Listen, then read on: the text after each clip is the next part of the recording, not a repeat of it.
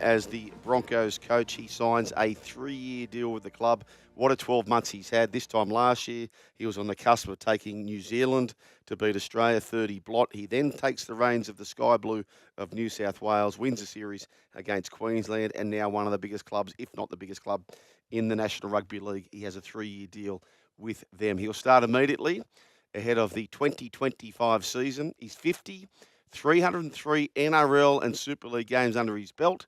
Of course, he's been at Wigan where he won a comp, South Sydney where he won a comp, and the West Tigers. And people are saying, is he really that good? He was at the West Tigers. Well, guess what?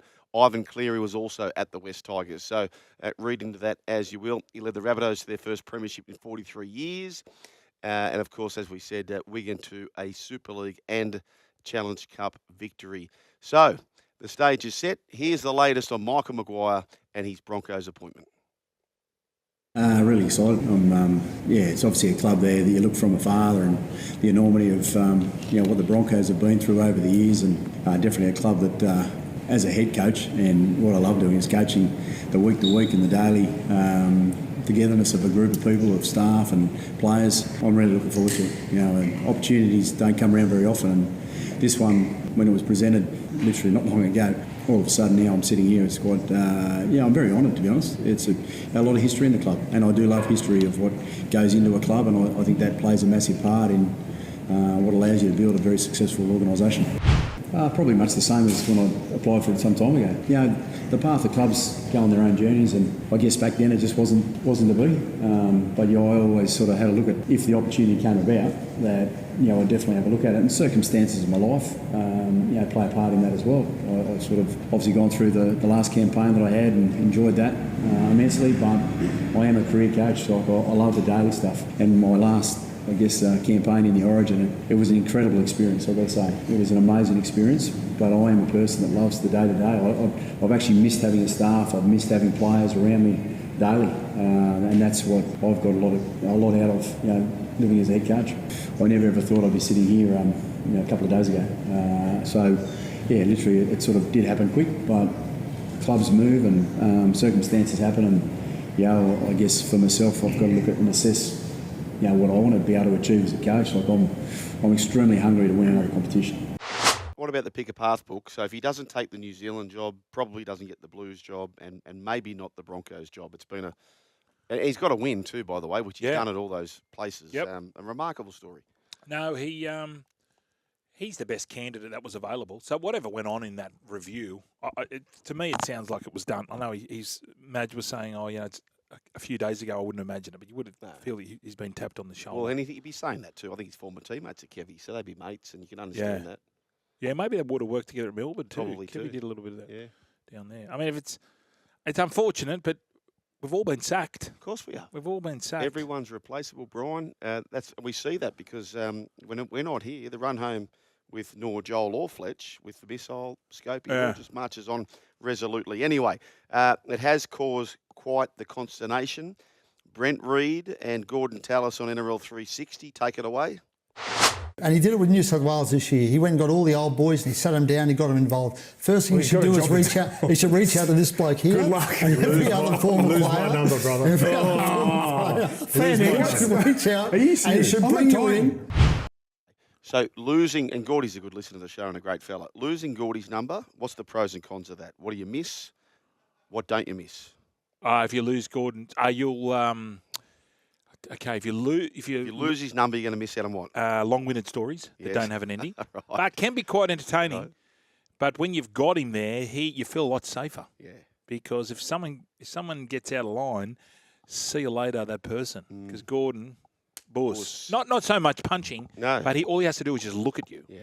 Intimidation. No, he's good. He's a good man, Gordon. Yeah, He's just sticking up for his mate. Mate, you know what? He's sticking up for his mate. People get so agitated around Bronco old boys, and it's okay if you support your mate, isn't it? Yeah.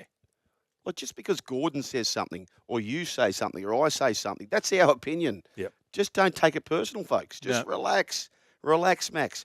1300 01 1170. Moving on to this. Last night, I really, really feel for this. I suggest that, like, if it's not intentional, that you should be able to do what you do in the Melbourne Cup, the Everest. If it's a big race coming up, defer the suspension. You can't tell me If Nelson Asofa-Solomona in week 2 gets a 5-week ban, it's not the same as a preliminary final 5-week ban. Of course not. But they treat it the same thing. It's not right, Brian. Yeah, I agree.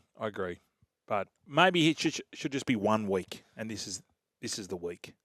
Well, of course. Mate. Just give him the 1 week. If you said, okay, let's play higher or lower, price is right.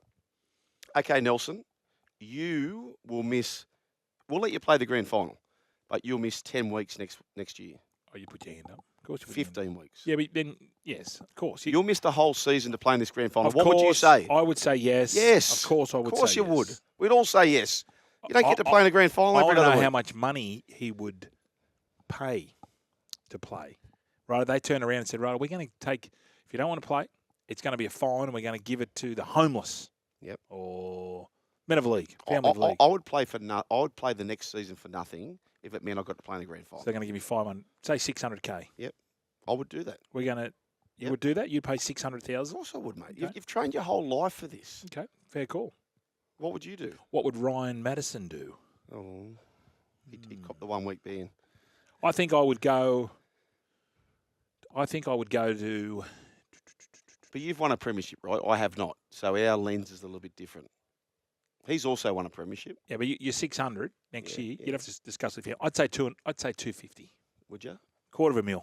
Yeah. Anyway, okay. And then I'd get just on him. $200. The big question is now, how do they reshuffle the decks? How do they do this, the Melbourne Storm? Here's Jimmy today earlier on, who seems to have a bit of an inside running, which he has in the past when it comes to Melbourne.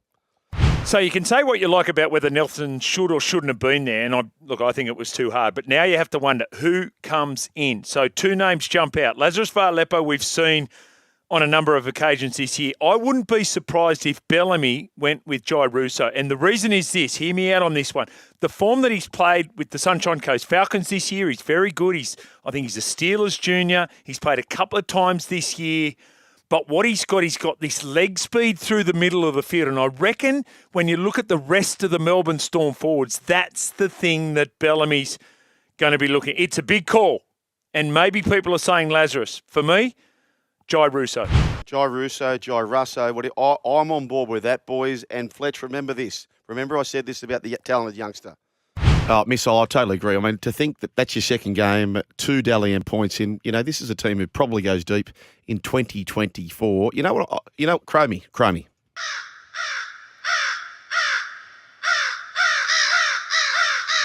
This kid we've been calling Renee, Jai Russo, I'm telling you this, I know there's a big logjam in front of him, big superstar forwards, powerhouse forwards, but we've seen it before where Bellamy will back a kid. Dane Nielsen, I think you'll find, won a premiership in only his 7th game.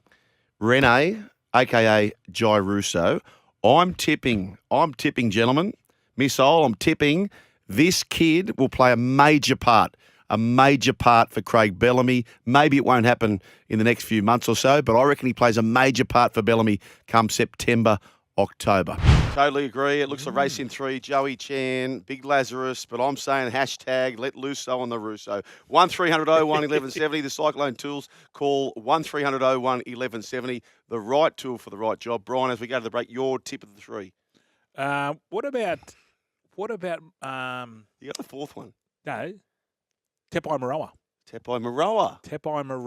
But what's your order of those 4 then? I'd go Jackie, Chan. and then Renee. I forgot about Renee. Yeah.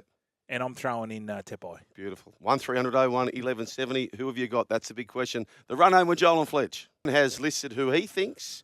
What's the most likely order for Coach Bellamy? Obviously, we know Nelson's out, and we're going to know this for fact in about 12 or 13 minutes.